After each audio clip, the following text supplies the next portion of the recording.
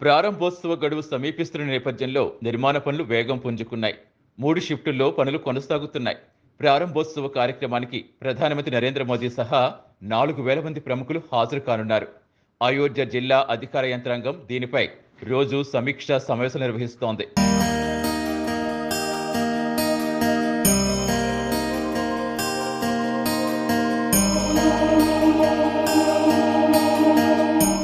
ఈ నెల 15వ తేదీ నాడే రాములవారి విగ్రహ ప్రాణప్రతిష్ఠ కార్యక్రమాలు ఆరంభమవుతాయి.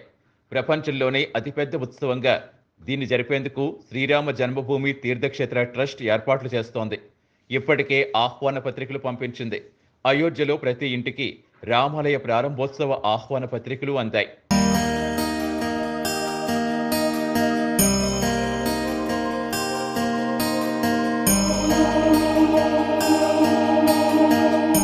రామ మందిరంలో ప్రాణప్రతిష్ఠ జరుపుకునే రామ్ లల్లా విగ్రహాల నిర్మాణం సైతం పూర్తయింది.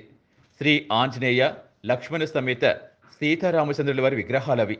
మైసూరుకు చెందిన ప్రఖ్యాత శిల్పి అరుణ్ యోగిరాజ్ వాటిని నిర్మించారు. అరుణ్ యోగిరాజ్ రూపొందించిన విగ్రహాలు రామ మందిరంలో ప్రతిష్ఠించాలని తీర్థక్షేత్ర ట్రస్ట్ నిర్ణయించింది.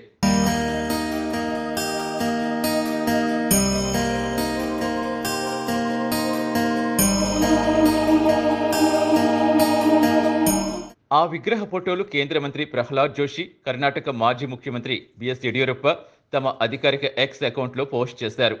కన్నడిగుడు రూపొందించిన విగ్రహాలు అయోధ్యలో ప్రాణ ప్రతిష్ఠ చేయాలనుకోవటం దేశం మొత్తానికే గర్వకారణమని అభినందించారు.